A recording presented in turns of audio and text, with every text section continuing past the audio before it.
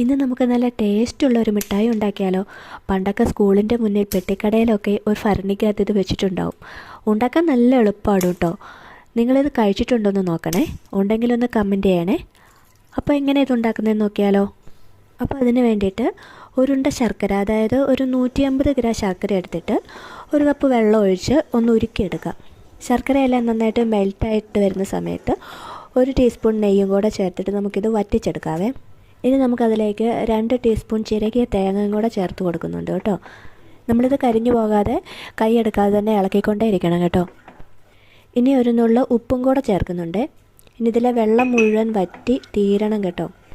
ഇനി നമുക്കിതിന് ടേസ്റ്റ് കൂട്ടാനായിട്ട് ഒരു 2 ഏലക്കായും 1 ടീസ്പൂൺ പഞ്ചസാരയും കൂടെ പൊടിച്ചിട്ട് നമ്മൾ ചേർത്ത് കൊടുക്കുന്നുണ്ട്. ഇതിപ്പോൾ ഒരുവിധം പാകമായിട്ടുണ്ട്. അതെങ്ങനെ അറിയുന്നതെന്ന് വെച്ചാൽ ഒരു പാത്രത്തിൽ വെള്ളം എടുത്തിട്ട് നമുക്കതിലേക്ക് ഒരു ഡ്രോപ്പ് ഒന്ന് ഇട്ടിച്ച് വെച്ച് നോക്കാം.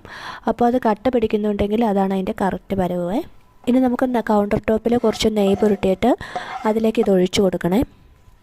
എന്നിട്ടൊരു ചട്ടുകം വെച്ച് ഇതിങ്ങനെ ഇളക്കി കൊടുക്കണം കേട്ടോ. ചൂടാറി നമുക്ക് കയ്യിലൊക്കെ പിടിക്കാൻ പറ്റുന്ന ഒരു പാകമായി കഴിയുമ്പോൾ നമുക്കിതുപോലെ ഒന്ന് വലിച്ചെടുക്കണം കേട്ടോ. ഇത് ചൂടോടെ വേണം കേട്ടോ നമ്മളിതെല്ലാ കാര്യങ്ങളും ചെയ്യാൻ വേണ്ടിയിട്ട്. തണുത്ത് കഴിഞ്ഞാൽ പിന്നെ നമുക്കിത് ഒന്നും ചെയ്യാൻ പറ്റത്തില്ല, ഇത് കട്ടയായി പോകും.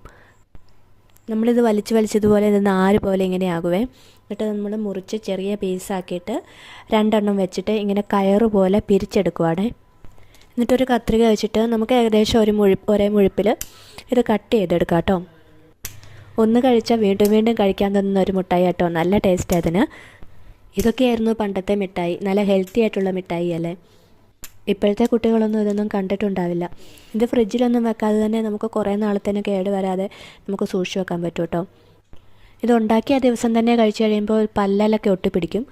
നമുക്കതൊരു 2-3 ദിവസം കഴിഞ്ഞിട്ട് എടുക്കുവാണെങ്കിൽ ഇത് പെട്ടെന്ന് ഇങ്ങനെ ഒടിച്ചെടുക്കാവുന്ന പരുവത്തിലാകുവേ. അപ്പോഴായിരിക്കും പല്ലലൊട്ടുന്ന പരുവത്തിൽ കഴിക്കാൻ ഇഷ്ടമുള്ളവർ കാണും.